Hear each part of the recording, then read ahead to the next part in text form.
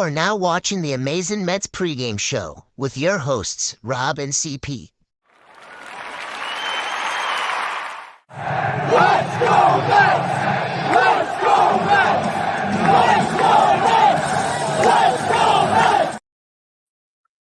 What's up, everyone? Welcome back to the Amazin Mets pregame show. I got my guy Rob here finally. I know you're a busy man. It's hard to get you on stream nowadays, but we do have you here for the pregame show.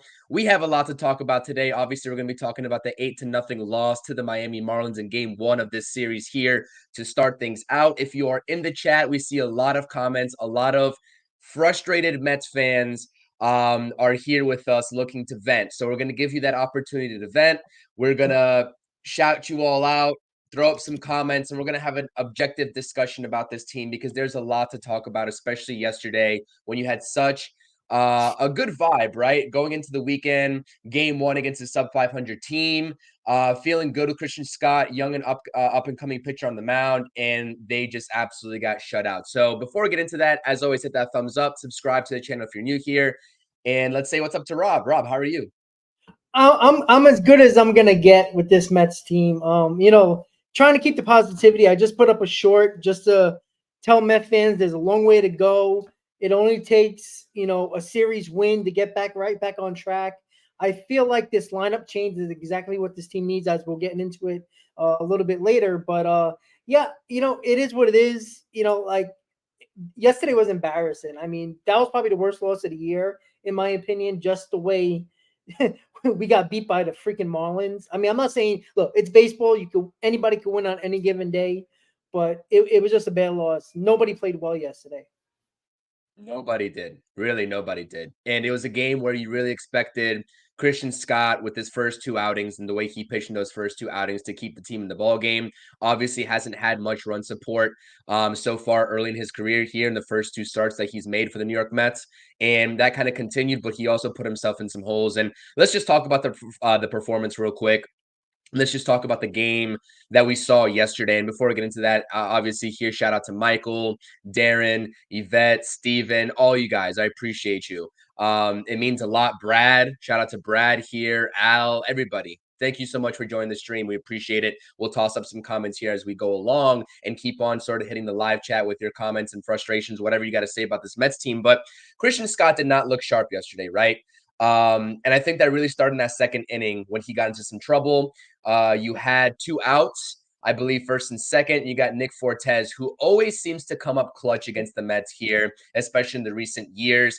The slider is Christian Scott's bread and butter in terms of a put away pitch. We know he has 96 to 97 miles per hour in a fastball in his back pocket, but the slider really is his best put away pitch. And if you look at the first two starts with Christian Scott, what noticed and what intrigued me was the slider when it was efficient. It was out of the zone, especially away to right-handed batters. It was like 2 to 3 balls outside, but he was still inducing swings and misses. Like he was still getting those opposing hitters to swing at those, what we would normally call non-competitive pitches. They are competitive somehow, some way, with absolutely great life and late break on it. That slider he threw to Nick Fortes was up and it had minimal movement on it. It didn't have that same late break that we're used to seeing Christian Scott have. Now, listen, I'm not sure if you watch or how much of the game you watched live on your TV, etc., wherever you were at. Obviously, it was a Friday night. I was watching sporadically here and there, but I definitely saw that pitch and I wanted to bring it up on this stream because that's not something that we've seen Christian Scott do much of in the first two games so far here very early in his career since being called up. What do you make of that Christian Scott start yesterday? And I guess just anything else of where you want to pivot to. I don't want to drag this stream down because we do have an exciting lineup to talk about today. Really the first time that we're seeing some different personnel being moved around, especially at the top of the order. But what do you make of last night's game, especially with Christian Scott, Rob? It made everybody realize that he's actually a human being and not a robot. He threw a lot of his sliders were flat yesterday, and that's understandable. Look, it happens. He's not going to be perfect. That sucks. But look, he's a Florida kid. He kind of was pitching in his home state. I think he had a lot of nerves. I think he probably had more nerves pitching in his home state than he did pitching his first game against the Rays. I just think that maybe it was a little bit more nerves. If you notice, he got under his slider a lot more, so it looked like a frisbee. It was real flat. It was easy to hit. Even Nick Fortes was a guy that that was batting 127, hits a 3-run homer, and honestly, I think everybody felt like that was the end of the game right there. For me, it was, and I turned to my dad and I said, "This guy's a Mets killer," and of course, he had to hit a home run because why wouldn't he? Because we just love misery, and it just happens every time. Even Gary Cohen jinxed it once again, as Gary Cohen loves. But look, I'm not gonna go crazy with Christian Stott. His first two starts were really good. I think yesterday was just everything just boiled into one. His hometown, pitching in front of probably a lot of people he knows, and it was just a lot of nerves. I'm not taking anything. He's human, and I think he's gonna learn from this. And that's the best thing a young pitcher can do is learn from it. And if he learns from it, great. It's going to benefit the Mets and himself going forward. That's the way I took that start yesterday. I'm not going to think too much of it. Yeah, I agree with you. It did seem like there were some nerves involved. It just seemed like the command of the pitches wasn't there. And really, what else are you going to ask from the kid? The guy is 24 years old, going on 25. Obviously, this is a very tough situation to put him in with this rotation, etc. When you have to move Adrian Hauser around with the lack of sort of competitiveness in his starts. Jose Quintana, obviously a little bit more of the same, but obviously the last outing was a little bit better against the Phillies. Listen, this is a situation where you put these kids at a disadvantage with this. Now, these are major leaguers at the end of the day, and they should be ready when the call is made, and we're not going to make those excuses for them. But it's a tough situation all in all. The main concerning factor here is the offense. That's what's concerning to me. Like, we could talk about Christian Scott all day long. Obviously, he has the hype surrounding him. Obviously, you want to see him perform better than 4 innings pitched, giving up however many earned runs he did. I forgot what the final stat book was on that. But the offense is just absolutely concerning. Jesus Luzardo, don't get me wrong, very talented lefty for the Miami Marlins. But before going into last night, he was pitching to a mid-5 ERA so far this season. He wasn't having that same success that we've seen him in seasons prior. So the offense just being absolutely lifeless out there is a little bit more of my concerns. Now, did you see anything in those at-bats that we sort of saw last night? Did you take anything home off of those at-bats? Or was it really just more of the same, the lack of competitiveness, the lack of aggression? What did you make of that? I saw a lot of at bats that they seen the score and just was looking towards today. Honestly, like I know that's crazy to say as a professional. You should be every at bat should be important as the next one, but it just felt like once it got out of hand, they were just going through the motions. And I don't know if that's necessarily a bad thing because I mean, it's hard to explain because like I'm looking forward, and I think that's what they were trying to do.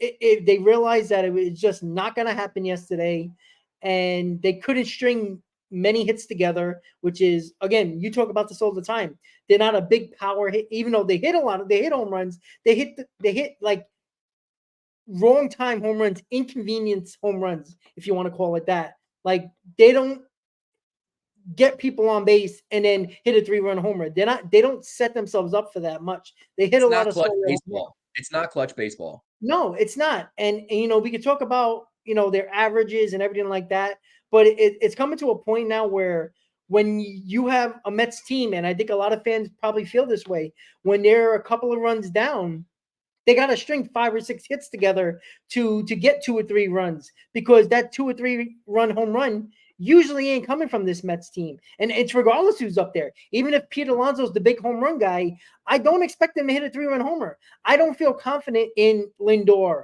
or Alonso or even Nimmo or McNeil in a big spot. I'm not even going to put McNeil in there because he's not a home run guy. But Nimmo, look where he's batting today, as we'll talk about that. But I don't feel like these guys come up with runners on and they feel confident. And if they don't feel confident, they don't look confident at the plate. And as a fan watching it, I think everybody don't feel the same way. And I think it's kind of like feeding off of them. Like their confidence is not there when they have men on base. And I think that's a big problem because they can hit home runs. You see it. What are they, like middle of the pack in home runs, which is fine. I think they're like top 5, maybe 6 in the National League. They're up there in home runs. But look at the home runs they hit. They're very, matter of fact. Like, oh, they're down by a couple of runs, they hit a solo home run. Or they're up a couple of runs, they'll hit a solo home run. So they're meaningless home runs. That's what the word I was looking for. So I think that's the biggest problem right now. And yesterday, I just felt like they thought this game was over and they were just going to look forward for today. That's the way I put it. I see it.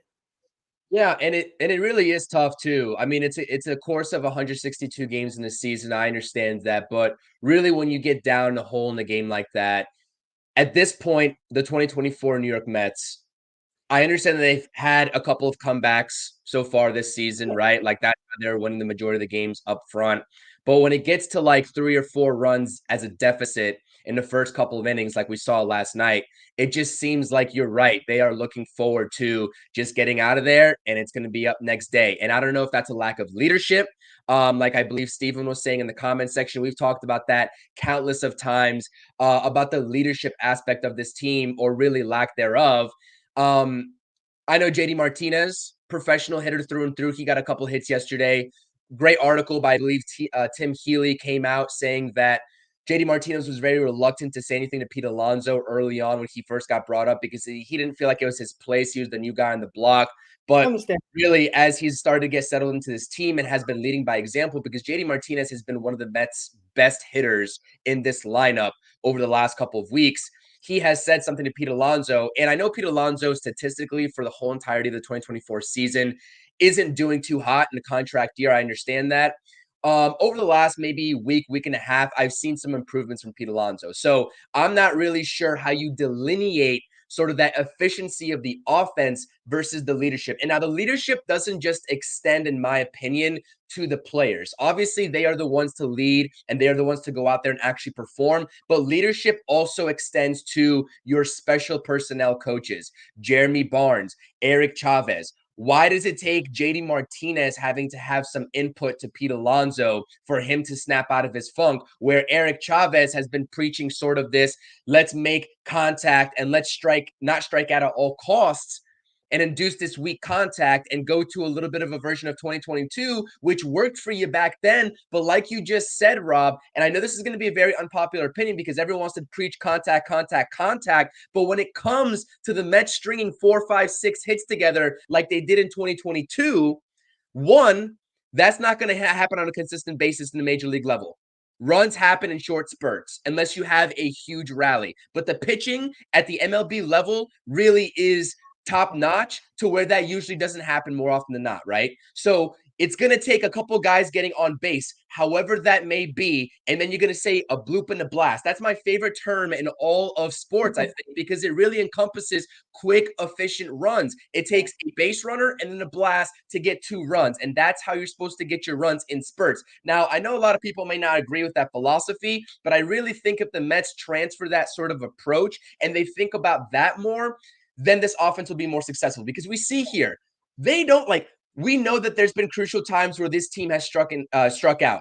But all in all, this Mets lineup statistically, when you look at them in terms of the rest of the MLB in the offensive category, they don't strike out nearly as much as a lot of other teams. But a lot of other teams are putting up more runs than the New York Mets. So what is the gap there? What is the gap in misunderstanding? The other teams prioritize gap-to-gap power. I talk about slugging percentage and where the Mets rank in the MLB. They are bottom 10 in baseball in slugging percentage. Can't happen, right? And so you talk about the runs and the efficiency of this offense, and it just hasn't translated, especially with Eric Chavez as that hitting coach. And shout out to Carson from the Mets Weekly Pod. He's been saying this time and time again over the last couple months, and I simply do agree. In today's game in baseball, you don't compete with teams like the Dodgers, the Braves, the Phillies, these juggernauts of offenses that can put up runs on your pitching in a hurry by stringing together 6, 7 hits in a row and scratching across maybe 2 runs in that span. That just simply isn't going to work against the better teams. But I digress. A lot of people may have their own personal opinions on that. And that is where sort of my line of thinking is when looking at this offense. It's just inefficient, and it just seems like it's just not equipped, whether it's talent, whether it's approach, whether it's mindset, to score with some of the top teams in the league, let alone the Miami Marlins like we saw last night. So anything else before we get on to today's game? Because I really wanted to talk about today's game. It's a new day. It's Saturday. Us as fans and the team, really, what we can do is learn from yesterday. We can talk about yesterday, but then we can forget it because we got a new game to play today. And if you carry over that mindset from yesterday, it's going to carry over into today. So anything else as a final closing of that debacle of a game in game one yesterday against the Marlins? You said it. They need to be better. They need to play to the back of the baseball cards. They need to be gap-to-gap hitters. They need to string together home runs with men on base. They need, because look, we talk about 2022, and I'm big on average and everything like that. But you know what? The shift was still legal in 2022. I think that helped the Mets tremendously in 2022. Why they were able to string together 4 or 5 hits in a row to score a couple of runs in certain innings. They were good at that because of the shift. And that also helped a lot of guys in this lineup that was currently on this lineup in 2022. I just think they just got to be better. And I think they can be. And that's the frustrating. I think that's why it's more frustrating. And we'll talk about the lineup just now. I think it's frustrating because we know they can do it. It's just the situations that they do it doesn't really benefit the team as a whole. It benefits the individual stats at the end of the day, but not the overall team goal, which is the W at the end of the game. That's where I think the problem lies, because it's situational where they get that power. Yeah. And oh, by the way, JD Martinez has been extremely good, and he's been the protection for Pete Alonso. Pete Alonso has been picking it up a little bit, but I think we need to find protection for JD Martinez because he's the only one that acts like he knows how to play baseball in this lineup right now. I agree with you, and that's what Joel's saying here as well. Basically, JD is hitting in between a AAA team right now. I absolutely agree with you. Sanders is saying that this offense will be much better when Alvarez returns in June. I agree with you, but what was that? We might be dead in June. We might be too late. Yeah, that's what, and that's the other thing too, is like, can we afford to wait until June for this offense to get better? Which the answer clearly is no. And we'll talk about the sort of updated wild card standings because we're beyond the NLE standings right now. We'll talk about the updated wild card standings in the last slide of today's stream as well. So nothing else on this game. We're going to move past it. Obviously, we had here a little bit of event session for just about 18 minutes on the stream. Let's get into today's lineups. Line up really on the left-hand side of your screen here. Obviously, you see the records up top. The lowly Marlins, 14-32 on the season. The Mets are now 20-24 after last night's game. You see, we'll talk about the pitching matchups, but really what I wanted to talk about is the starting lineup for your New York Mets today. And this is something that I've been asking for so long, even going back to the offseason, going back into spring training. I've been making videos about it. Just 4 days ago, I released a pre-recorded episode on my channel asking and sort of giving you all the picture of why I think Brandon Nimmo should not be the leadoff hitter anymore for this team. And you should try a little bit of a flip-flop with Lindor and Nimmo. And they finally did it. I don't know whose decision this was. I would guess it's probably Mendoza's. Brandon Nimmo has been out the last couple of days with a stomach bug. I believe that's what the diagnosis was. He's back in the lineup today, and he is your 3-hole hitter.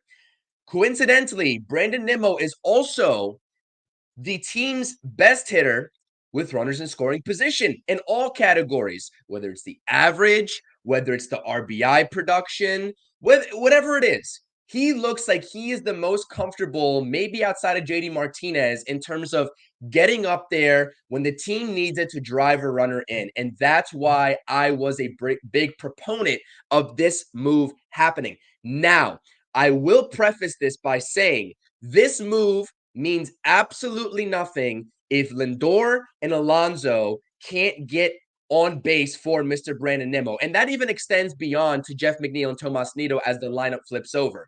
This move will mean nothing if you can't keep producing those runners in scoring position for Brandon Nimmo. So what we can hope as Mets fans here, as Lindor has been massively struggling as well, I believe the average has dipped below 200. The OPS is down. The OBP is down. It's not just the batting average we're looking at. We're looking at everything across the board in the hitting category. It has been down. He hasn't even been getting on base. So Lindor has been a pretty decent hitter in his career from the leadoff spot, especially in his Cleveland days. I know that he might be a little bit of a different hitter than he was in the Cleveland days, right? Maybe a little bit more power to his game, although he still really did have that power while he was in Cleveland. So that's really not a drastic difference in my mind. What do you make of this lineup? Like, was this something in your eyes that needed to happen? Because whenever I come across Mets fans, we talk about Brandon Nimmo. Obviously, the on-base percentage is usually floating anywhere between 330 and 340, which is great, even with the increase of power and his home run production over the last couple of years. He still gets on base. So that's why everyone's like, well, you just got to hope that the middle of the lineup comes around. You got to hope that Pete and Lindor come around because Nimmo's going to continuously get on base for them. Do you buy into that narrative, or do you like this switch up that we see today? I'm very curious. It's a very hot debate and a hot discussion right now amongst Mets. Well, I like when things are not going well, you got to change something. I think there's too much status quo with this Mets organization over the last couple of years, with lineups, with rotations, with who deserves to be on the roster or not, or for performance purposes.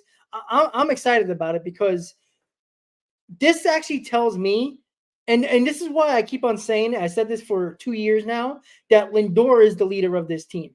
Because of the fact that Lindor, who does not move from that number 3 spot, maybe not even the 2 spot every now and then, this is a drastic change.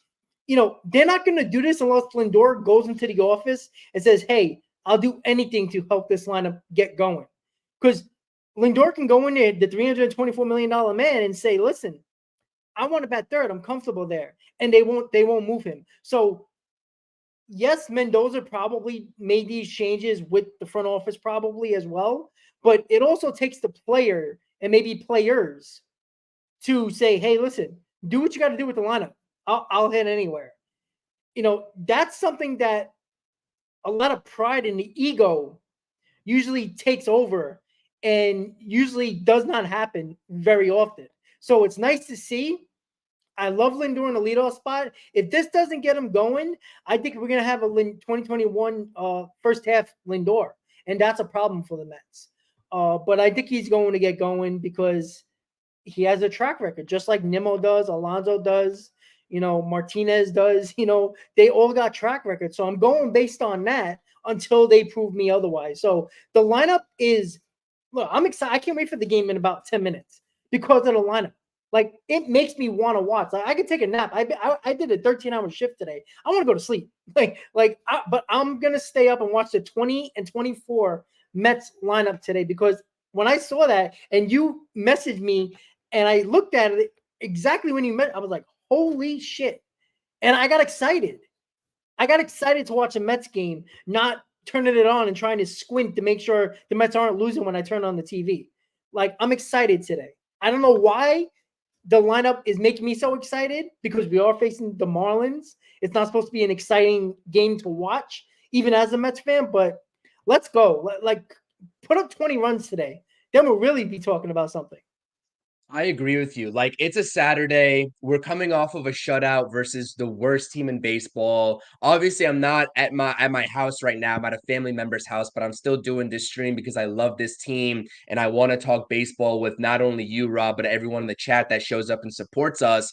And really, this had all the makings of a game that I could have just been like, I'm going to just follow along on ESPN, don't want to turn on the game, want to spend some family time with some important people in my life. And that's it. That's all I would do. But instead, I see this lineup today. I see Carlos Mendoza trying to re-energize this team by any means necessary and throwing out something that is a little unorthodox in terms of what we've been used to seeing from the New York Mets lineup in seasons prior. And I'm like, all right, you know what?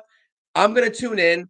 First pitch, I'm going to be present until either they win the ball game and the final pitch is thrown, or maybe they're down or like another 8-0 deficit, and that's when I'll just turn it off again. So I like this change. It reinvigorated me, and I really hope that it does the same and it translates to the actual guys on the field, and I hope it reinvigorates them. So not only is this a talking point with the Lindor and Nimmo swap here, 1-3, and I believe Lindor's only let off one other time this season. I believe, forgot the account that posted it. Shout out to them, though, on X. I saw it earlier today. He went 0 for 2 with the walk and a hit by pitch. Was it when Nimmo was hurt? I believe so. Is when Nimmo was hurt. He was out of the Yeah, lineup. yeah. But he went 0 for 2. I believe it was in Cincinnati. He went 0 for 2 with a walk and a hit by pitch. But nonetheless, it doesn't really matter. Yeah. The other talking point of this lineup here, as we're just about 13 minutes until first pitch, is Mark Vientos is back in the lineup. Obviously, in Philly, we did the in-game live. He had 2 hits. He started the Mets off great in the first inning with that double down the left field line to score the Mets' first run to give him that lead early on, which it seems like the Mets never have as an early lead. And then he got sat in yesterday's game. Now, I know that we talked about Mark Vientos. I know there's a lot of differences in opinions on Mark Vientos. Personally, I think we're both in the same kind of line of thinking that like Mark Vientos probably might not be on the roster for next season. Because if he does get ample playing time, especially if Pete Alonso's not here post deadline, then this is an opportunity for him to showcase himself and potentially find a different home with a better situational fit who he might fit in with better than the New York Mets, right? Talk about lack of positioning, et cetera, et cetera. Nonetheless, do you like, because you talk about the protection for JD Martinez or lack thereof, Joel saying earlier in the chat, saying about protection is AAA, basically AAA-esque between JD Martinez right now. And really, by definition, you're right, because Vientos is right behind him, and he has been in AAA for most of the season. But he's shown me flashes from the plate. He's still a bit of a free swinger. We know the strikeouts are going to happen with Mark Vientos. We know he's going to chase those pitches out of the zone, but he is not afraid to swing at pitches in his zone too, which is what my big complaint has been with Lindor, Beatty, Alonso at times as well, is that when they do get their pitch, they're very timid to swing the bat, and Mark Vientos is not that. So do you like him batting fifth behind JD Martinez? Maybe would you take a little bit more of a traditional approach with maybe Starling Marte, who's had a pretty decent season overall to this point? Do you like that 4-5 right there in the middle of the lineup? Yeah, because you know why? As much as people talk about Alonso not getting protection, if you're a hitter, if you're a good hitter and a professional hitter and a hitter that can take control of their own at bat, you don't need protection behind you.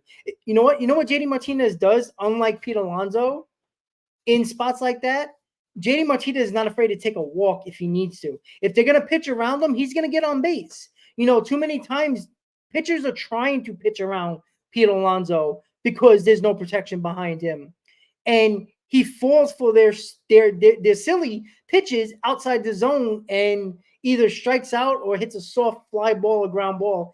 I think JD Martinez is more of a professional hitter where it doesn't matter who's behind him. I think he's gonna put the best at bat possible, regardless of who's behind him. If they're gonna walk him, he'll take the walk. If they're gonna give him a cookie down the middle, he'll drive the ball. I think that's the important thing to realize when it comes to protection. Protection is nice to have, but it still is the batter that is in the batter's box that can control the situation at that moment.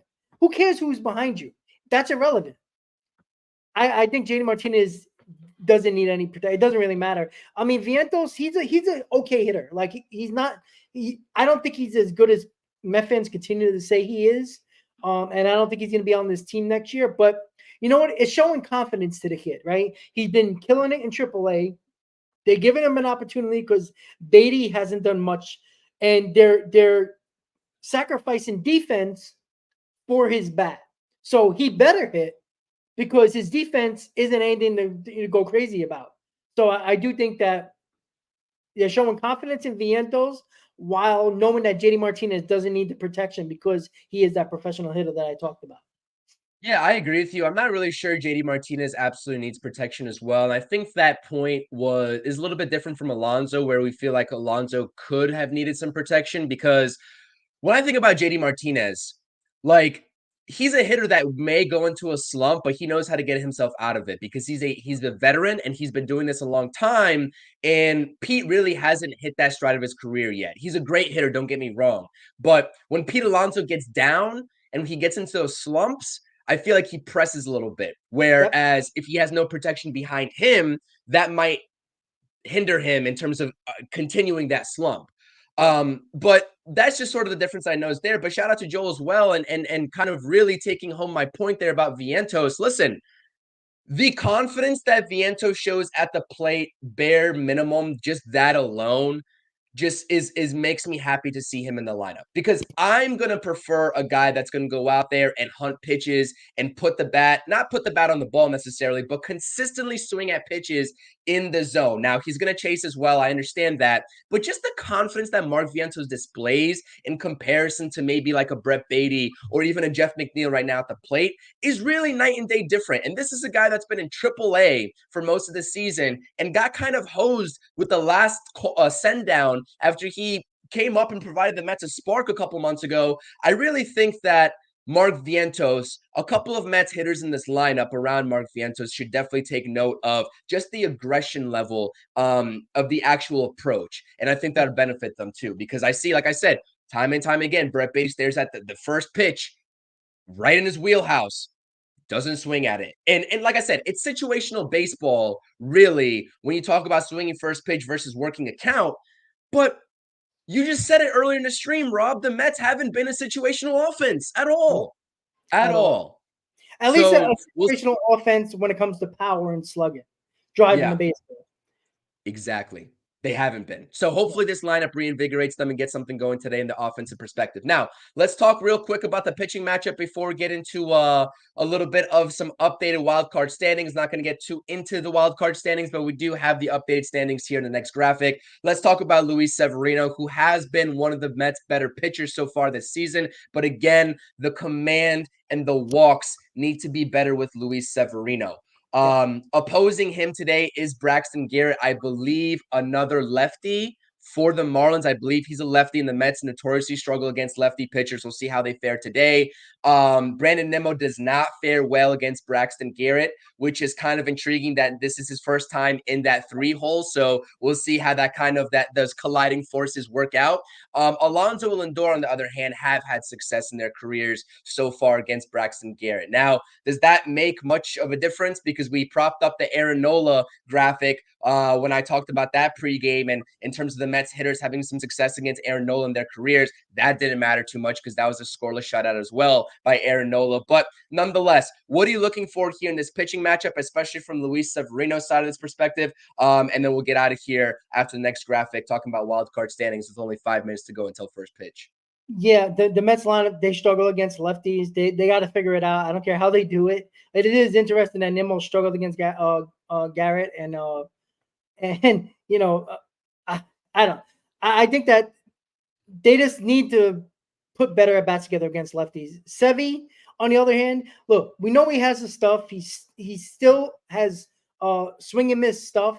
He's got to limit the walks, like you said, Chris. He has to. If he doesn't, one mistake can cost you a game, right? He finds a way to wiggle out of a lot of his walks, but when he doesn't, it's a disaster. And I think if he limits his walks, I expect 6 innings, 1 run from Severino, because he got that ace type of stuff. And I think we're going to see it tonight. I think he's going to have a bounce back performance, and I think he's going to get us right back on track in the W. Lord knows we need it, man. We need it. This Mets team could use something. They could, because listen, can you imagine this Mets and the vibe around this Mets team if that little 12-3 run that they had earlier in the season didn't happen? Could you imagine where we would be at as an organization, as a team right now, and the conversations we'd be having? And we're already 20-24. So if that run didn't happen, right, when they won like 4 or 5 series in a row, we'd be even more down in the dumps and down in the gutter than we are right now, which is even hard to sort of wrap my head around. Listen, it's simple. The Phillies, we talked about it. They beat up on the teams that are less than 500. The Mets need to do the same, and it starts today. That's Correct. it. Correct. That's it. So that's what we got in the game today. Obviously, we'll be here. Hopefully, maybe tomorrow or the day after, we'll talk about the series, maybe a little bit in a nutshell. We still have a Mets roundtable to figure out, but it wouldn't be a Mets May without throwing up some wild card graphics here. So here's your updated wild card standings. I know everybody in the chat's going to go crazy over this. Obviously, the Mets are a game and a half right now out of the wild card. You see, it's only May, like I said, and you see just this whole pack of teams here competing for those back-end wildcard spots. And you can be rest assured, whoever doesn't come out on top in the NL East is going to grab that first wildcard, if I had to imagine. And teams are just fighting for that 2 and 3. You got anything to say here? Because we know, beginning the season, we know, last stream, we know what you said, Rob, that this is going to be the case for the next few months. And the Mets are going to hang around somewhere in the realm of being 2.5, 3.5, maybe even a half game out of the wild card. And we are going to come to the deadline when that approaches, right? And say, is this front office going to be buyers or sellers at the deadline based off of their confidence in this team, based on where they're at in the wild card? So final thoughts here, final thoughts in general, and before we close things out, especially right here with this graphic. Yeah, I think it's very simple. Look at the third wildcard team. They're a game under 500, the Padres, right? And the Mets are a game and a half out of a wildcard spot, 4 games under 500. We're going to be in this the whole year. We're just as mediocre as all those other teams, the Giants, the Nationals, the Diamondbacks, the Padres, even the Cubs for that matter, that are a couple games over 500. I'll tell you right now, guys, the Mets are going to be in it, right? If they hover around 500, if they're a 500 team, they're a third wildcard spot right now. Only a week, what was the idea? I believe it was a week ago, the Mets were a game ahead in the third wildcard spot. It's just what it is. I'm telling you guys right now, we're going to be talking at the deadline, unless the Mets are 10, 11, 12 games under 500, which I don't think they're bad enough to do that. I think they're going to hover around that 500 range. And I said it, from 83 to 85 wins is probably going to get you that third wild card. And who knows, it might even be a 500 team the way the NL looks. So listen, it's not over, and it's only the quarter of a season you're in now. You still got 3 quarters to go of a season, even though you got about another 40 games or so before the deadline. That's the Mets season right now. The next 40 games, which will get you to what, 85, 86 games. That's going to tell the season. The next month and a half is going to tell you the season. And hopefully we're in the mix close enough to a wild card, one of the wild card spots, to give this confidence to David Stearns and the front office to at least go for it and get the pieces you need in here to make a run like the Phillies and the Diamondbacks did the last couple of years. There's no reason why the Mets can't be like that either. That's my thoughts.